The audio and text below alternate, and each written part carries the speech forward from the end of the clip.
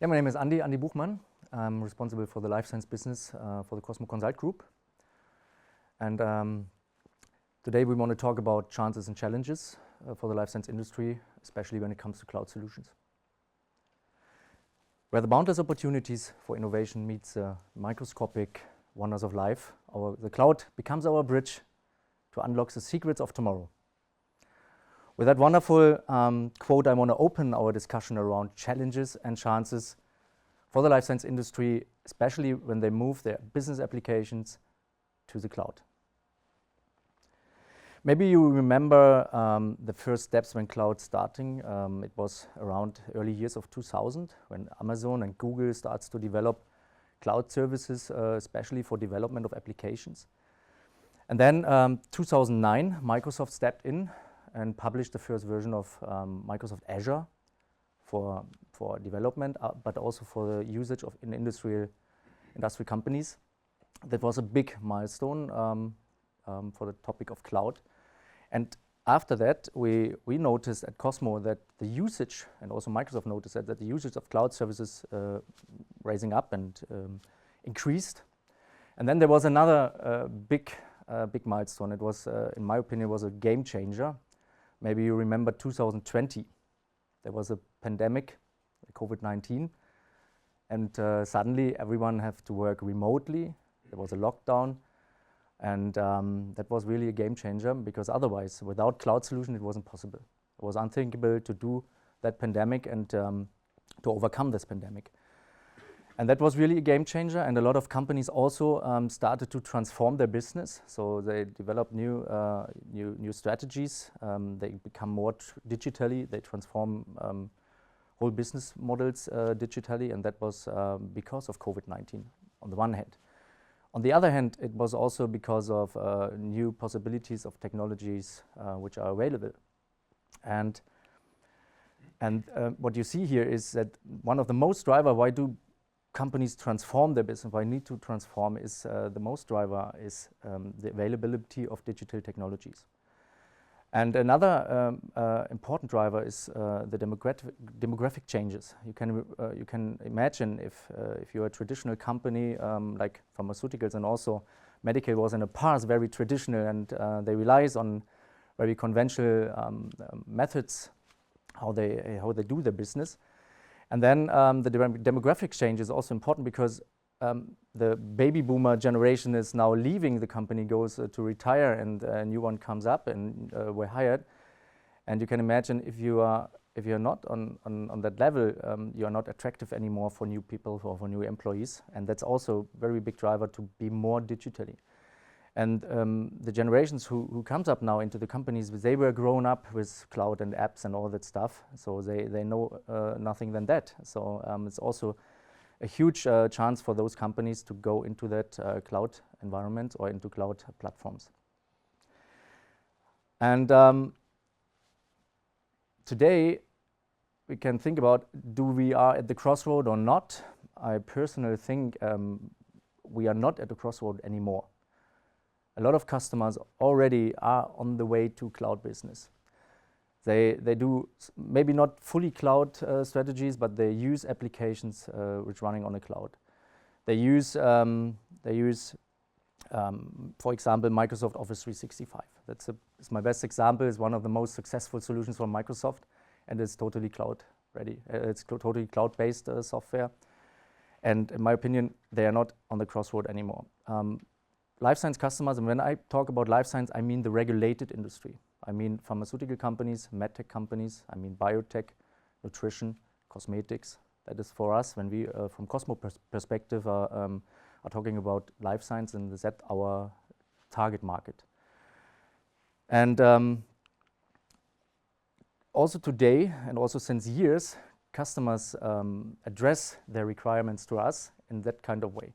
So a lot of customers came to us and require a full set of an end-to-end landscape, a full set of applications they want to use, or maybe they have already in use. So our customers has different needs, especially when it comes to the fulfillment of different processes. You know exactly, you have a process landscape in place, and there's a QM processes, there are supply chain processes, financial processes, human resource management process and all that stuff, CRM also. So it is always a full set of requirements which came to us or which are addressed to us, and we need to fulfill it as a customer, as a vendor. And for us, this picture is very important because in that picture we bring the different applications together. And every time when a customer has those kind of requirements, especially requirements around quality management, ERP, specific industry requirements, modern workplace requirements, reporting, data analytics requirement, then we are totally in the topic of cloud. It's not possible to do all that stuff on premise anymore. So that is usual today. So that is also, I think, we are not on a crossroad anymore. We are still on the way. And in my personal point of view, I think we are, there is no way around the topic of cloud. At the end, it depends a little bit from the strategy. If you are fully cloud or maybe hybrid or maybe use only some services, but you are already in the topic. So it's not a topic anymore to decide if I do it on-prem or if I do it in the cloud. It's always a mix. And for that reason, let's talk a bit about chances and the challenges we need to, we have, and on the other hand, the challenges we need to overcome. Around challenges, or around chances, I think you are already in the topic. You know a lot what is possible with using cloud software. You know a lot about this. One of the things is, I will concentrate on some of the points, maybe collaboration. The cloud applications allows you to have a seamless collaboration with others, like, for example, professional or healthcare professionals, institutions, customers, vendors, agencies, authorities. Cloud software allows a lot of collaboration and sharing. So you have every time the possibility to be connected to your business partners.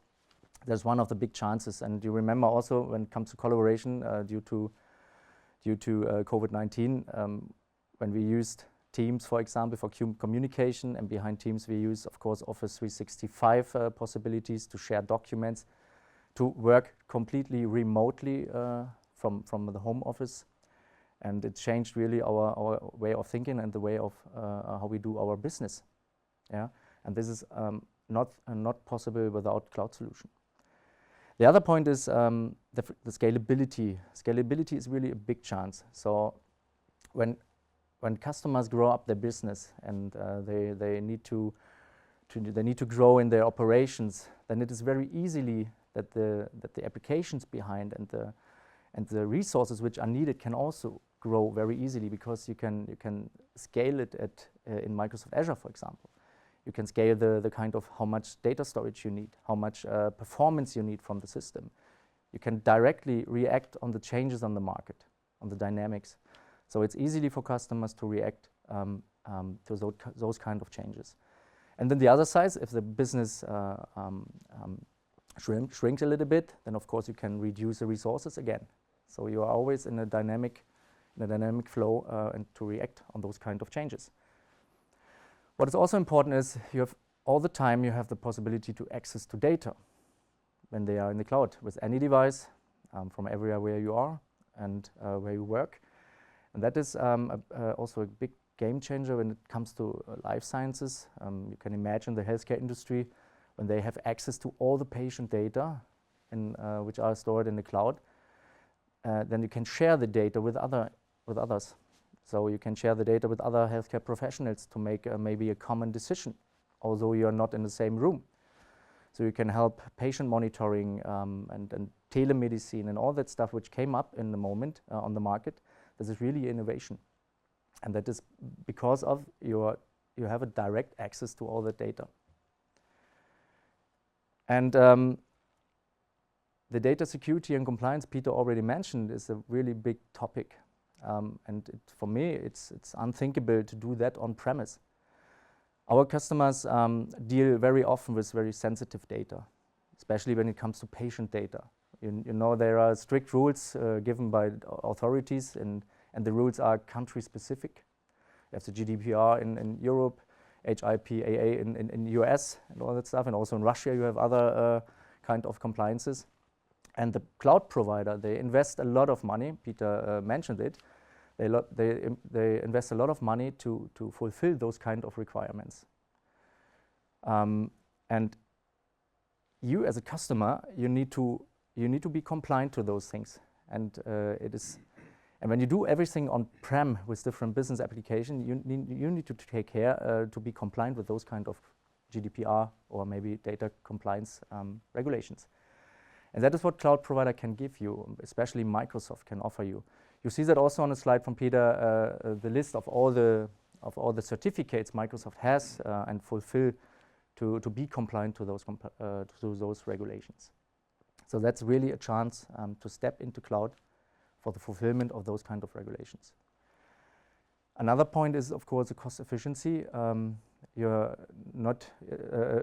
not needed to invest a lot of money before in an on-premise infrastructure only for growing up your business. You can, as I mentioned, you can work in a pay-as-you-go model. So if your company or if your operations is growing, you can easily increase your resources directly from the cloud. So and that is of course has of course an impact on your cost situation in the company. And you can also shrink it down again if it's not necessary anymore. And the people which normally are responsible for maintaining an on-premise infrastructure are not needed anymore in that kind of dimension as it is in the past, or as it was in the past. So you can allocate the resources you have in other critical topics in the company. So that is really also a big chance which cloud can offer you, or cloud platforms can offer you. And of course the innovation. As the quote said, it will unlock the secrets of tomorrow. Everything has to do with innovation. And when you run your business in a cloud environment, you directly benefit from the technologies which are developed there. And you are directly up to date and you can use the new technology, what is there. And that makes you able to be more innovative than maybe in the past. That is really important. And I'm really looking forward into future what the things are which are coming then. We will have a look later on this. Data analytics and AI, this is really amazing what happens there at the moment, especially when it comes to AI. And this cloud platforms, especially Microsoft Azure, offers a lot of strong functionalities to do data analytics, to storage the data, to analyze them, and to develop maybe predictable things from it, or to identify trends with it. And this is really a big topic, and all our customers, what I know at the moment, they are very interested in that topic. They need to collect the data from everywhere in a company, and they want to analyze them. They want to see some trends. They want to have predictable topics. They want to see what happens with the data. Where do I have maybe some weaknesses in my processes, or where can I offer more value to my customers because of data? So it's really data driven. And when you are on cloud, you can use those things. It's also very heavily to do that when you are on-prem, right? And the IoT connectivity is, especially for life science, a very important topic. Maybe every one of us has kind of a sports clock or something like this, so wearables, which collect a lot of data.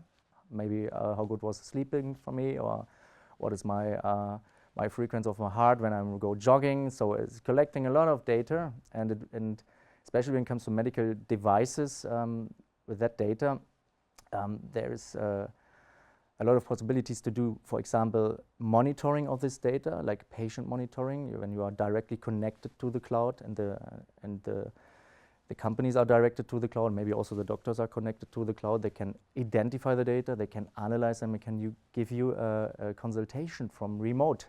That is also possible. And this was really, and you see that on the market, there are a lot of those kind of wearable devices which collecting data. And then they put it in the cloud, and someone analyzes. You can do it also for yourself, of course. And it helps me personal also a lot to see if I am in a balance or maybe not. So when I'm 2 weeks over and I slept not so good all the weeks, of course I can do something. I can deep into the matter and can look why it is in that way. So IoT connectivity plays a big role, and it's really unthinkable to do that, all that in an on-premise and infrastructure. But very important also from the QM perspective is if you are with your applications in a in a cloud environment, in a cloud platform, you have all the disaster and backup recovery procedures in place. You know that from the SOP perspective, you need to have something like that in place. You need to make sure that when you have an event where data loss is there, that you need to restore all the things in a fast time, that you have not so many downtimes. You need to be uptime in very soon, and you need to have something in place which offer you that. And for that topic, you don't need to think about it. When you are in a cloud, you have a lot of recovery plans in place, and it works at the end. So we are able to restore your business very soon, and the downtime is minimized. And at the end, of course, a big chance is if your business needs to grow worldwide, you are very fast to expand your business worldwide, because you can deploy all the applications worldwide, for example, via app stores and Microsoft App Store, for example. All the applications what are developing in the cloud are available in those kind of sources, like App Store. And you can deploy it by few clicks worldwide. So it enables you to be faster in the market, and it enables you to be faster in growing up your business when it comes to the worldwide expansion.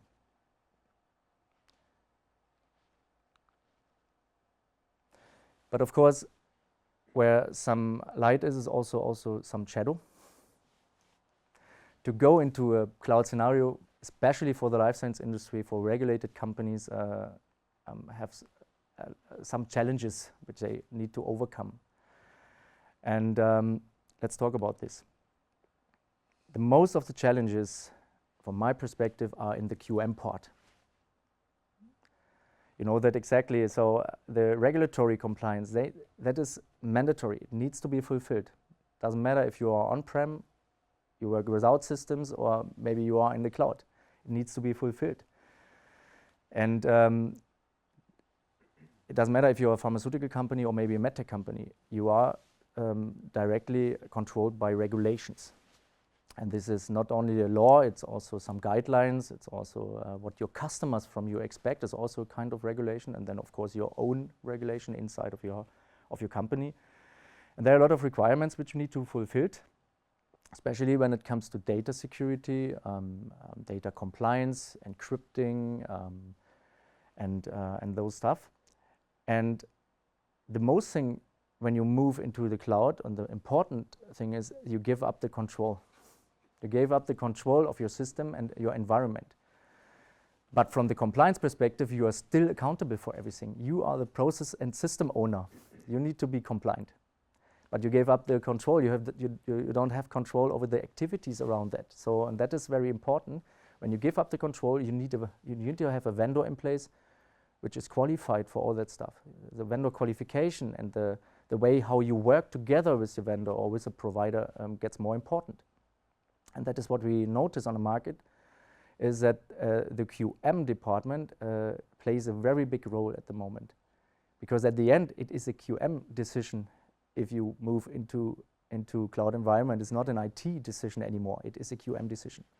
Because you need to sit in front of the auditors, of the inspectors, and need to answer. Not we as COSMO and not Microsoft. You have to be.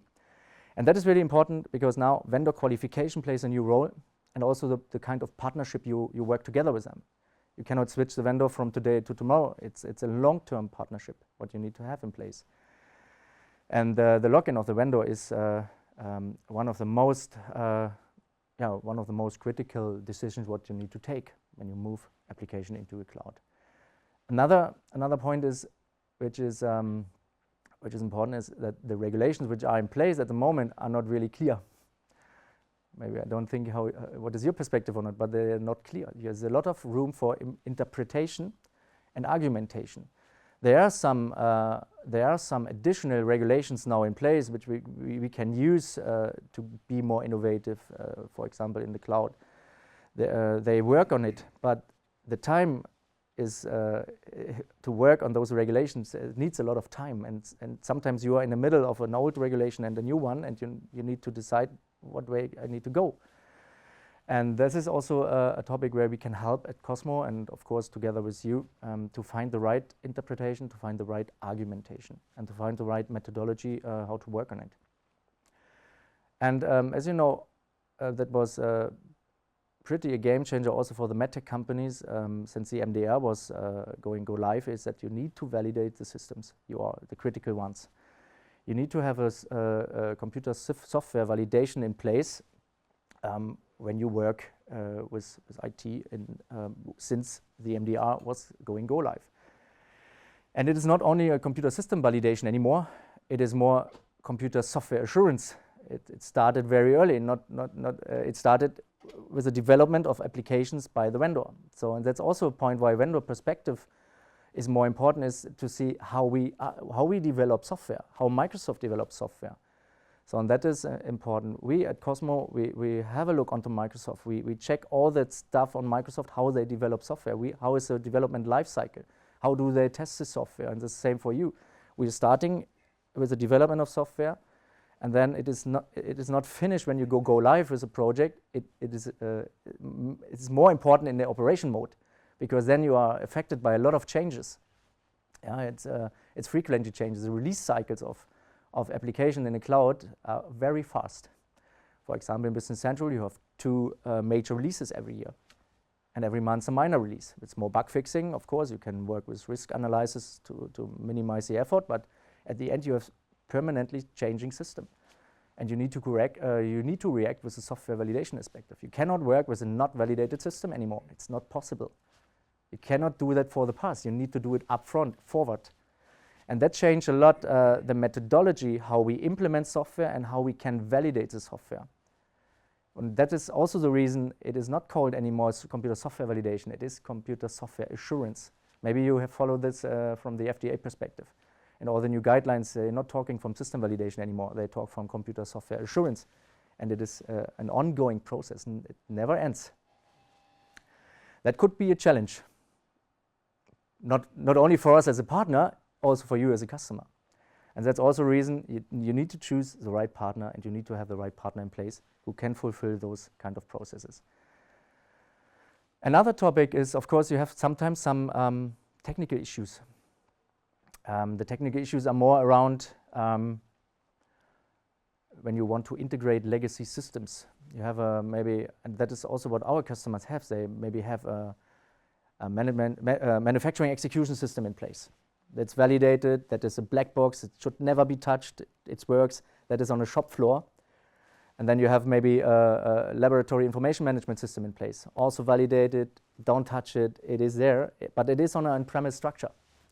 And then you want to install a Business Central application in the public cloud mode, for example. Then you need to integrate those systems to each other, and sometimes it's not so easy to integrate with a totally modern cloud solution with old on-prem solutions on the other side. And it means that could be a challenge, and it can be that you have to modernize those old systems first before you can implement an ERP system in the public cloud when you want to have a connection to each other. So it could also be that it costs more cost at the end. This is also something what we need to take into account to see the landscape and to define the right strategies and the right concepts behind.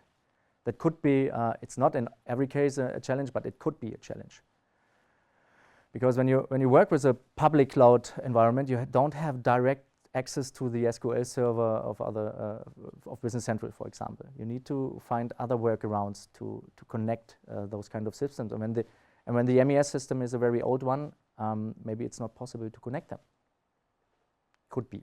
Another point is latency and performance topics.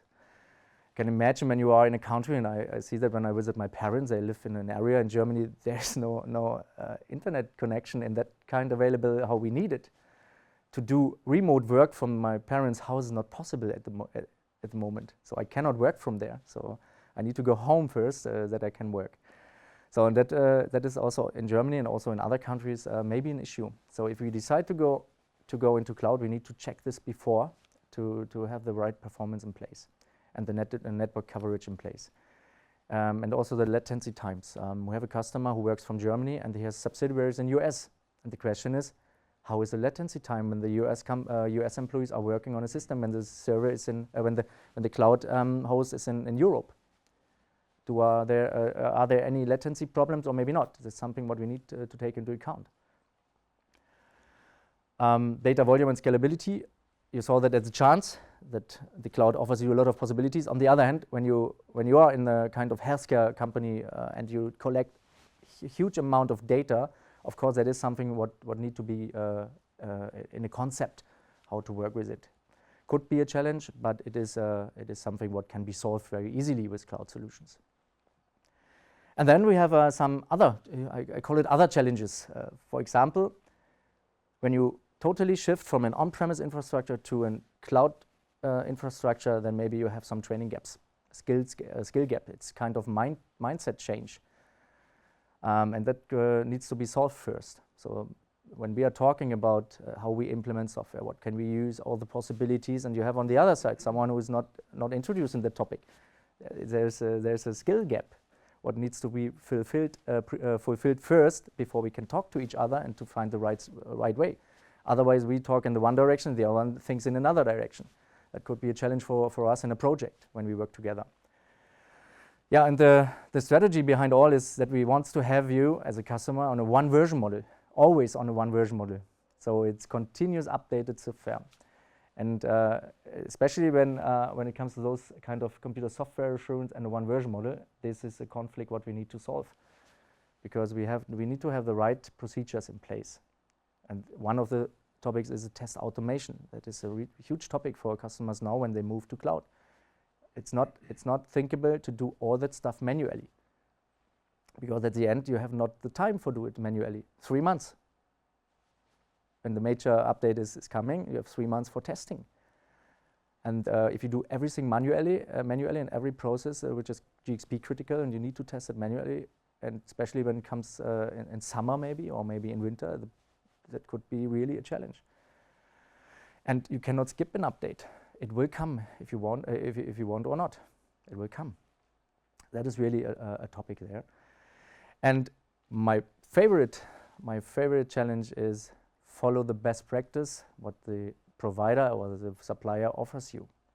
There's not the room for big individualism in developing software wishes for the customer like it was in the past.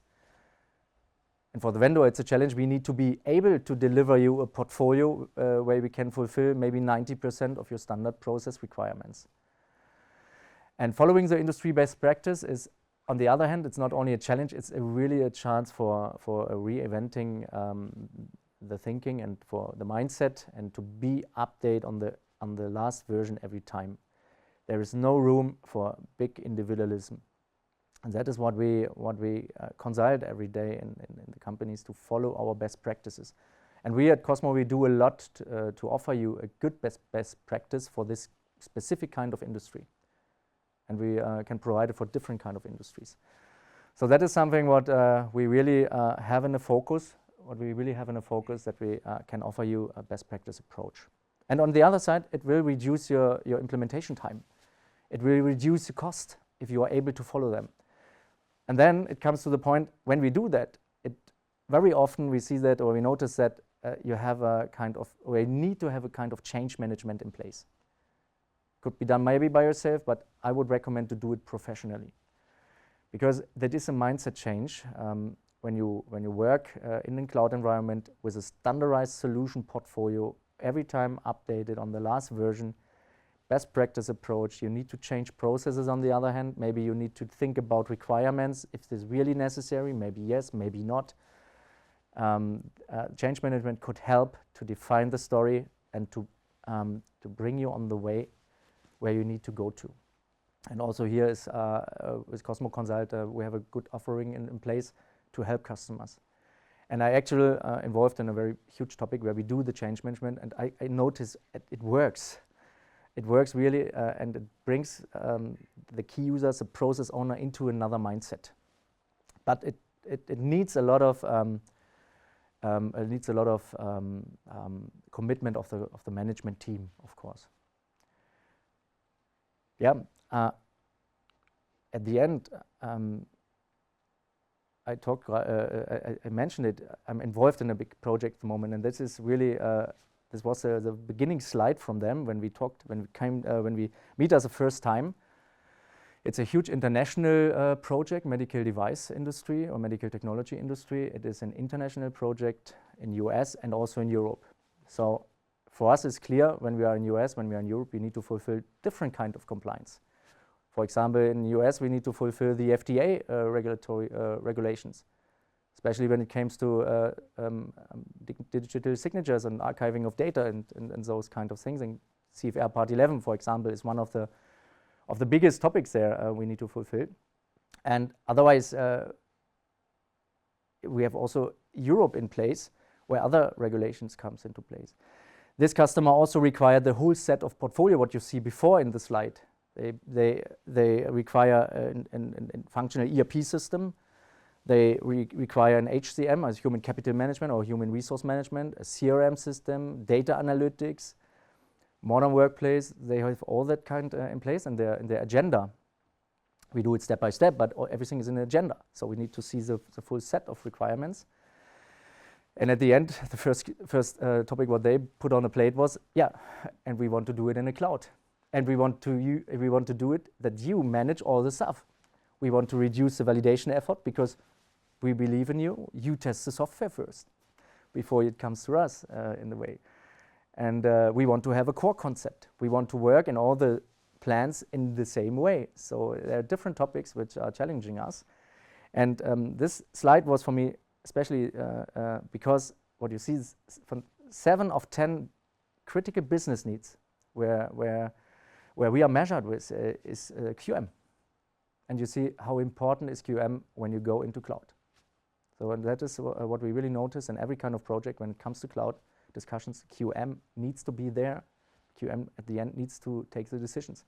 And at the end, when the project is done, we need to have a review. Did we achieve all that what is there on the plate? And yeah, it's interesting.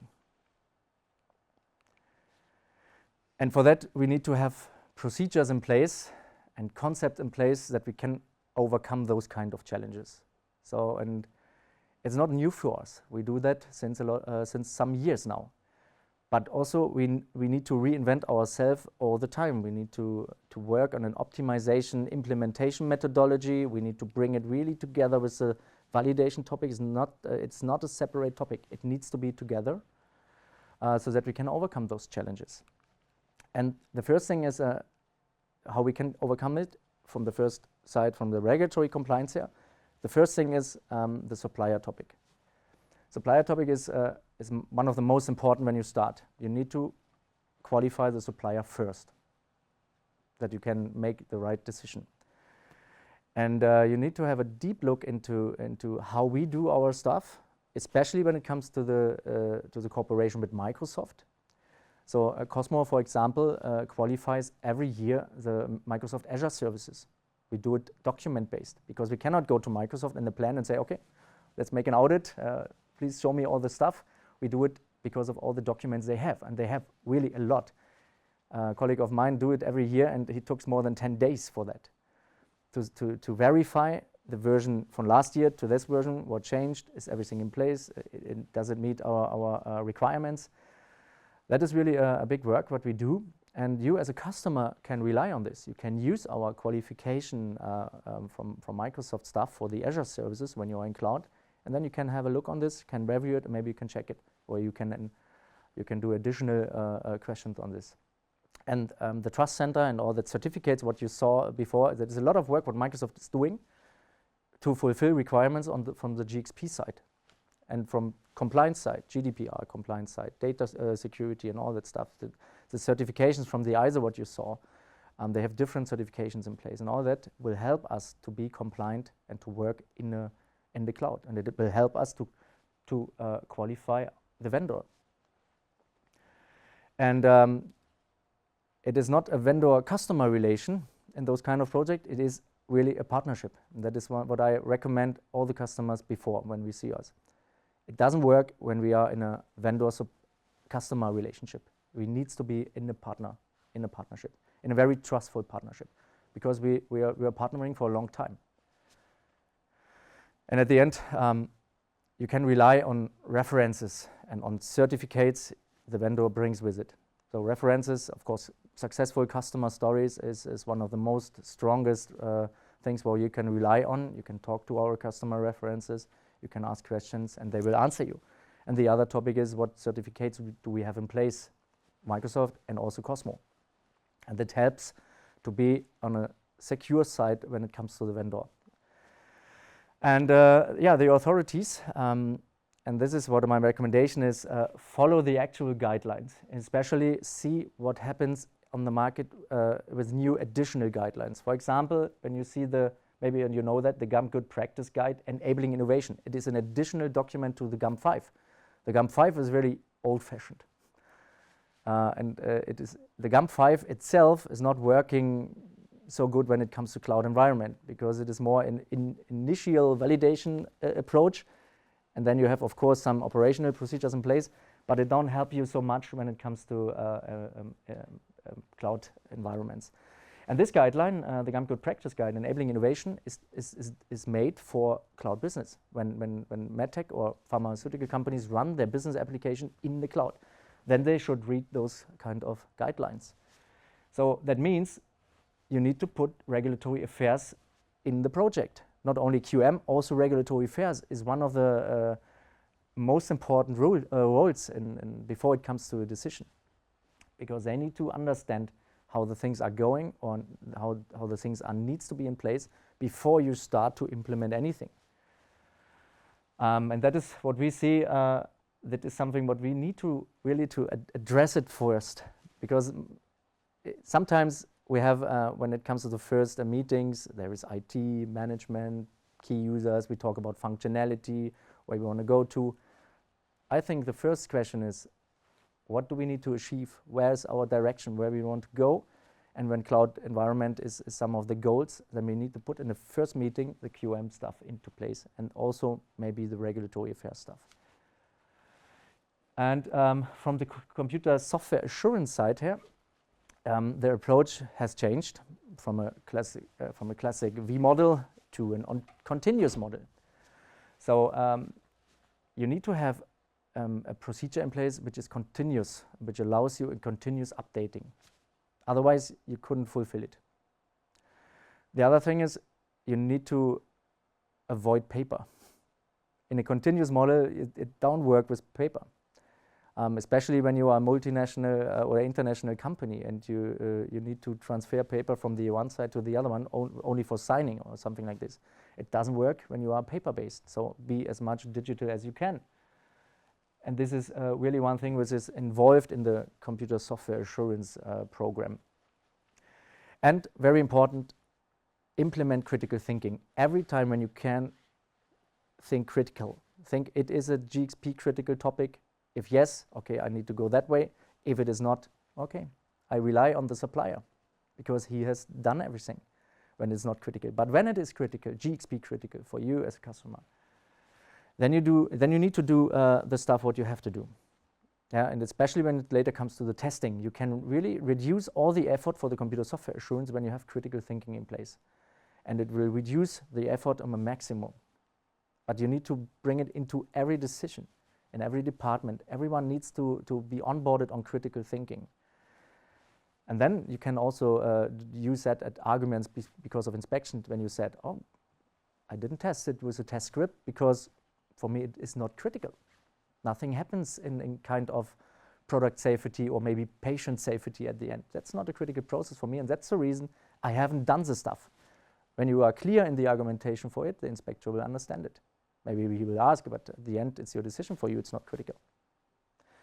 So, and that is, of course, the things what we do into our approach. We put a lot of risk analysis and critical thinking in it, with a goal to reduce the effort for documentation, reduce the effort for testing at the end, for the verification of the system.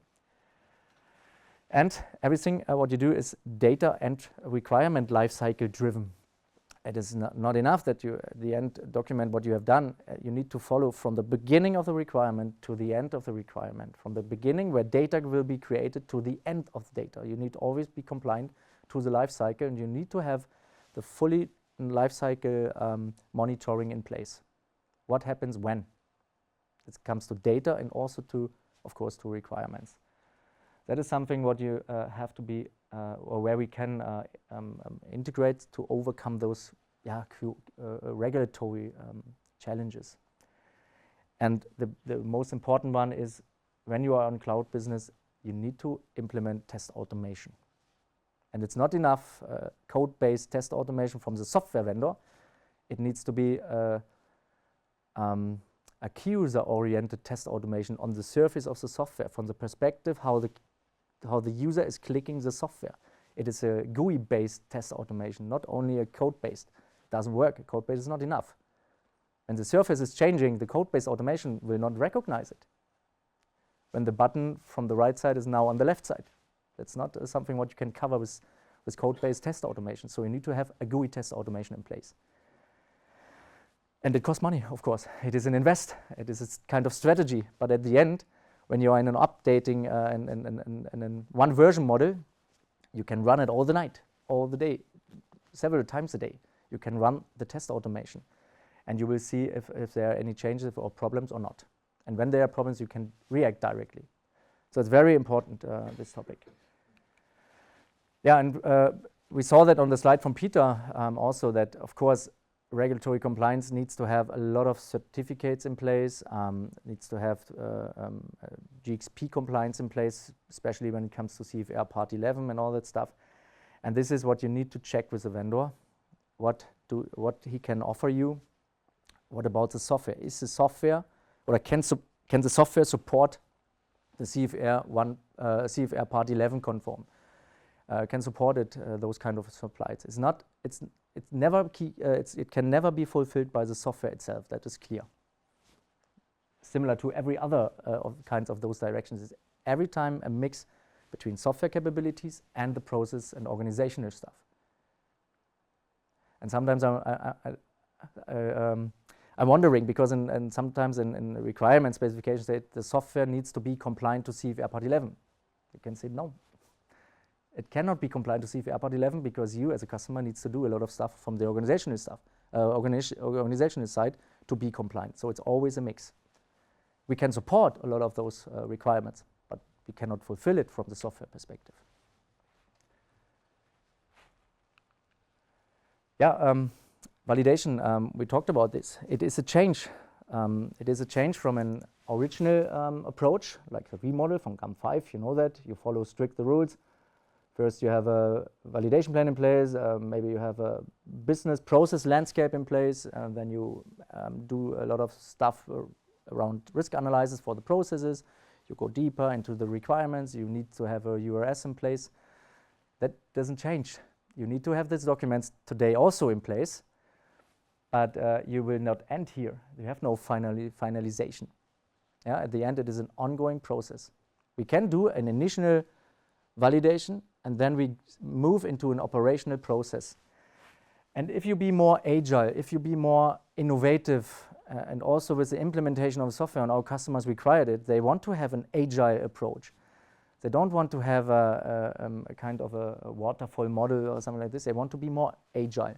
They want to be more innovative also for you. Then it needs to be something like, oh, sorry, back to this. It needs to be something like a current model, which you always follow. And also when it comes to changes, it's also a current model. Every change will be done in the same way as you have done the initial validation. And what we have done is that we have reinvented our validation strategy. 2 years before we were paper-based. We created Excel documents, Word documents, specification in Word. We do the risk analysis in Excel, and then we printed out the document to sign it via the customer. And since cloud since public cloud is in place and our customers required at the moment public cloud more than private in different countries. It's a little bit country specific also. Then we need to change our methodology, and we took 1 year around to change this methodology from paper to a digital way. So and that is what we do. Our goal was to be as much digital as we can, and the another approach was the customer needs to be involved in every step from the beginning. So and we changed to total digital implementation process, and also when it comes to validation, actually it is total digitally. And we onboard the customer from the first day. So the customer see exactly which requirement we created. He can change the requirement, or he can discuss the requirement digital with us. We use Microsoft DevOps for it, for the requirement management. And then when the approval is given in Microsoft DevOps, for example, for this requirement, we can export it and then we bring it into our validation assistant. This is also a digital manager where you can have the formal approval of a requirement with a versioning behind, document management behind, and also, of course, the electronic signature. And we use, for example, DocuSign for it, for electronic signatures. So, and the customer always sees what is a version, who decided to approve it, who has approved it, who has signed it at the end. And when the auditor comes into place and wants to say, okay, show me how you validated your system, you go in, you have your validation project in a validation manager, you click on it, and you see all the activities which have been done by whom and when, and all the versions behind. And this methodology you can also use, of course, for your internal procedures. If you maybe qualify a machine or maybe an equipment in production, you can use the same way as we do with software. And you can use the same tools for it. This was really a game changer also for us as COSMO, how we work in the validation processes together with the customer. And together is really the necessary word behind. And what are the benefits from it? Of course, we have implemented a risk assessment in it. So we start from the first risk analysis, system risk analysis. If it is in a system for an intended use, what is the intended use of the system? When it is when the intended use is not risky for patient safety, or maybe for product safety, then it is maybe GXP uncritical. I can work without validation. But when we have a critical system, and an ERP system is a critical system, I know customers, they want to avoid this and say, oh no, the ERP system is not critical for us. In some cases, but for us, it's always it's always a GXP risky system, and so we need to do the validation stuff for it. And then we go deeper with the risk analysis. We first saw at the process level, which are the processes we want to fulfill, which are in scope, which not, and then we can ask the same questions: is it GXP critical, yes or no? Maybe when yes, then we have it on the left list, and maybe when no, we put it on the right list. Right list means we don't do so much testing stuff behind. We do not need a test script before. We need to test it, yes. But it is enough when we said we have tested it. And that was a day when we tested it. But for the critical ones, you need to have test plans in case before you test, and the test evidence behind. That is the difference between the unrisky ones and the risky ones. So, but we can reduce, of course, the effort of software validation for it. Because we put the test automation in place, a GUI test automation and the code-based test automation, the different levels. What we do is we have, first of all, the code tests, what the development is doing. Then we have the process tests, and then we have the requirement testing, the UAT, the user acceptance testing. So those three levels we have implemented or integrated in the methodology, and that brings us to a higher coverage, test coverage, for more accuracy of the system, especially when we need to develop something individual. And we are faster to execute the tests when it comes to new updates. So remember, 2 major updates a year, 3 months you have time to test it. So, and this is what helps us to fulfill that in that 3 months.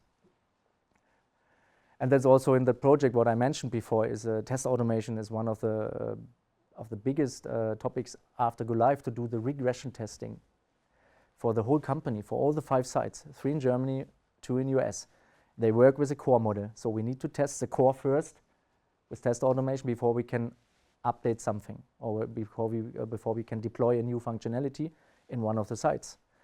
So, and that will help us to have a kind of pre-validation before it comes to the customer. And very important, fewer documents because of the digital outputs. Because we have digitalized the methodology and the kind of how we do the validation stuff, you don't need documents anymore. You don't need to print it out. At the end, when it is signed with DocuSign, it is archived in a DMS system, it is versioned, there's a document version behind, then you can work without documents, and it's really a mindset change in the QM department. I'm not sure if you know that, but when you ask someone from QM, we don't need a document, it looks a little bit critical first. You need to understand why we don't need it. You need to trust the software. And of course, the validation and the QM software, what we use for it, is also validated by itself. We also need to validate the test automation software for of course. And then when we have done it, then you can build trust on it, and then you don't need to print it out. Yeah, and it allows us to be permanent on an update ready. The update capabilities are much higher than in the past. And because of that, we onboard the customer together in the specific activities. So we work really together on hand in hand.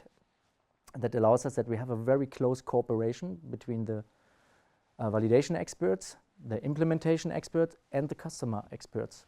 So we are really work together, requirement per requirement. Yeah. To overcome technical challenges, we first need to decide which kind of model we want to use. So we need to define first the cloud strategy. You see that also in the slide from Peter, that we have different models what we can offer. Of course, this is not cloud. This is totally on-prem. It's not scalable at the end, and it is not managed by the vendor. It's managed by yourself. And to be honest, in my opinion, it is not thinkable anymore. And we don't want it at COSMO, because we see what problems are connected with an on-prem solution. You're not innovative maybe in the future. You need to have a lot of invest for the infrastructure. You need the people who can manage it. You need to be compliant to GDPR and HIPAA and all that stuff. And on a premise structure, it's very hard to fulfill those things. Second model is that you can, of course, work on premise, and then you want to use data analytics and AI, and you need to synchronize data with the cloud to use those kind of components from the cloud for the data management. That's possible, but in my opinion, also old-fashioned. You can have a hybrid scenario. You have applications in place which are on-prem, and you have applications in place which are in the cloud. Hopefully, they can be connected. And you can do a cloud-first strategy, so that you say every new application is in the cloud. The old one may be on-premise, but every new one is in the cloud. And everything what you do is cloud-based. And the last one, that is, of course, the topic what we prefer, it's cloud-only. Try to do every application into the cloud.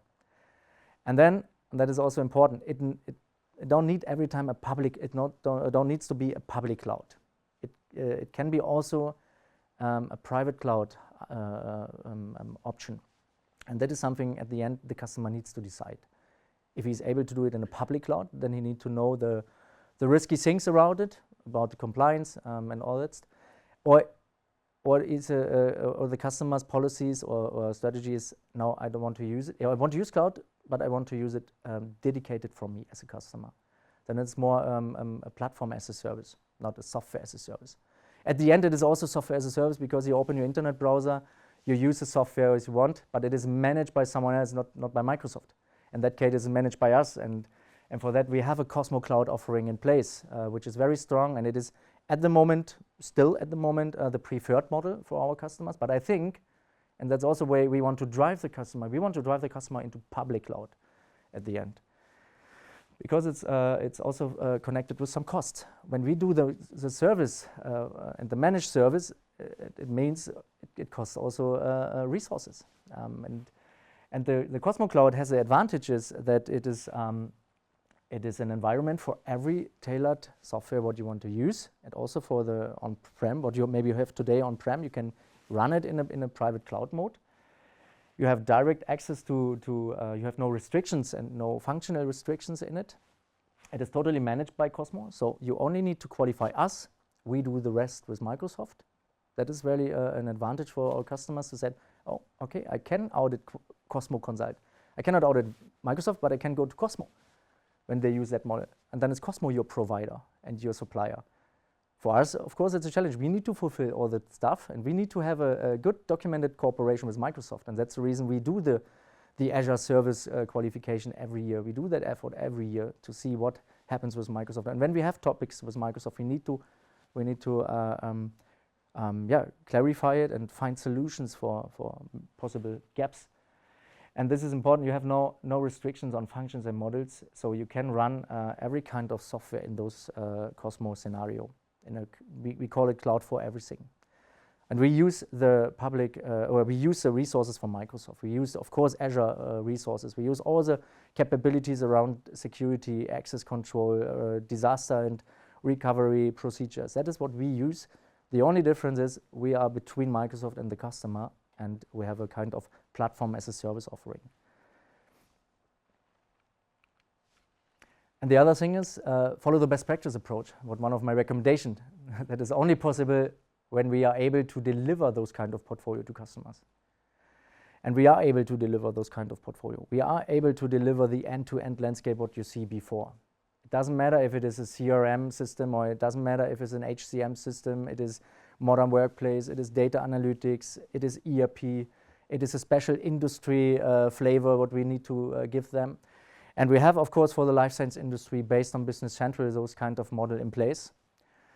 This is our life science manufacturing pack, which is based on the Microsoft Business Central standard, and then we enlarge the standard with the necessary functionality what we need to have. I think in the next session we see some highlights from it. And on the other side, what we also do is, and you know that it's not only ERP, it is a lot of around quality management. Quality management is more important as it was years before. And we don't work with documents. Also the quality management department redefined themselves, reinvented themselves in the past. They want to work digitally. They want to see when there's a problem in a production order, for example, then they need to document directly the deviation in a QM system.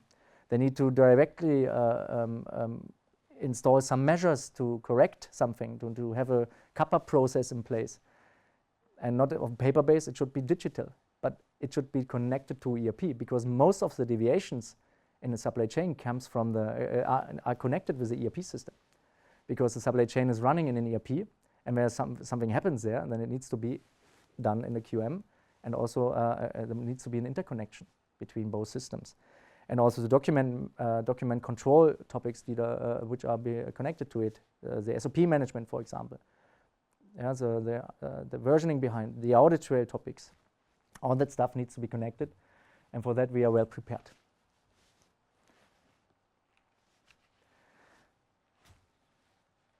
Not the last slide, but nearly the last, because I want to give you some takeaways with you when you go into cloud. And to think about. So at the end, stay innovative and future-proof using cloud-based system and services. So be innovative and stay future-proof. Stay competitive because of innovation. And decide your cloud strategy first before you start to implement. You need to be sure, what do I want? Public cloud, private cloud, hybrid, only synchronization. What are my requirements when I go in that direction? Involve, and that is really my recommendation, involve the quality management and maybe also the regulatory affairs team from the first day. And they needs to be involved all the time.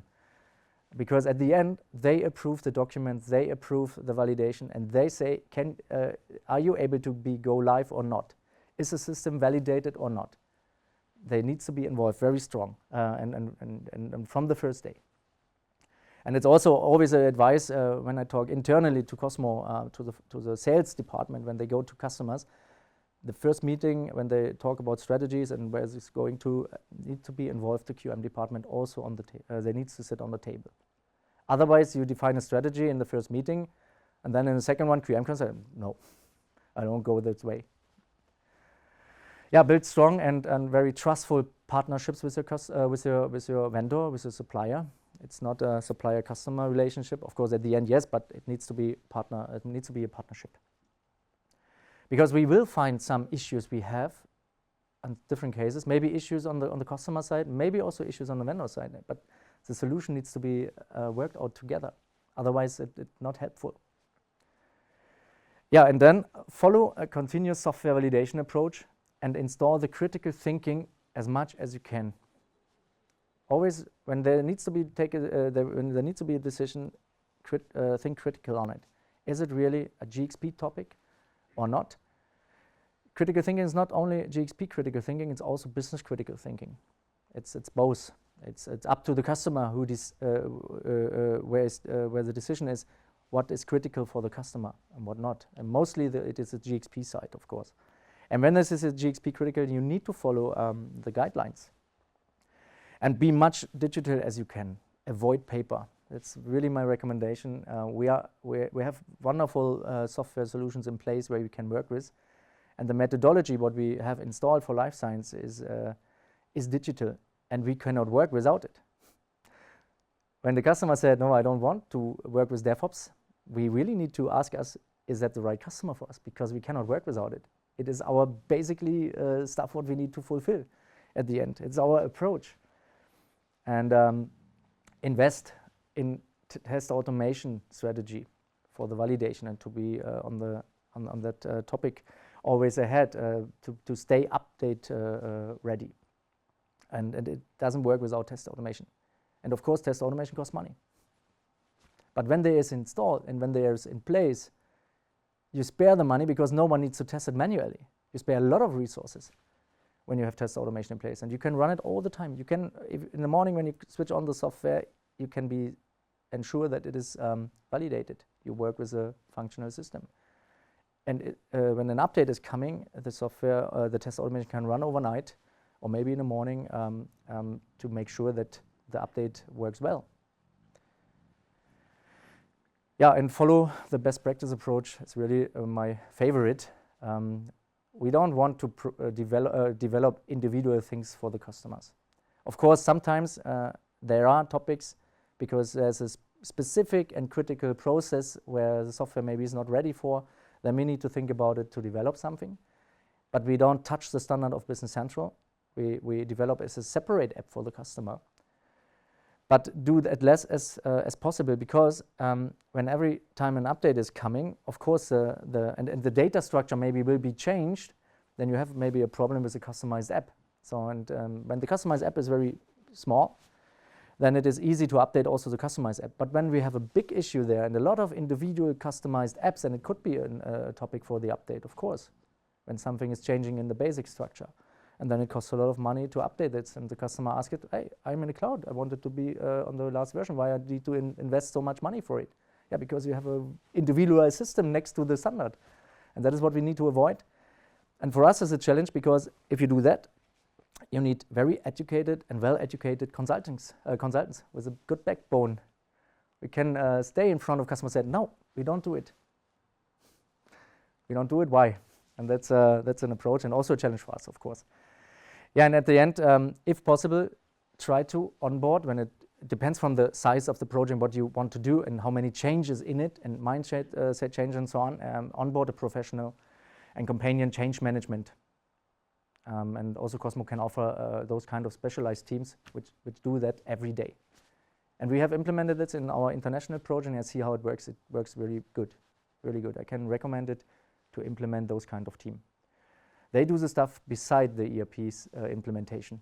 You don't notice the things what they are doing, but you see that the mindset is there from the key users what you have in front. You don't need to talk about why we do that or do that. That is done already by the management and the change team. But this is the last slide.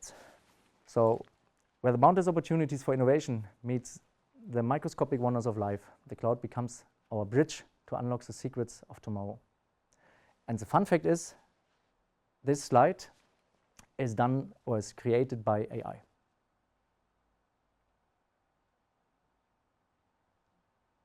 Even the wording? Even the wording. even the picture, even the wording.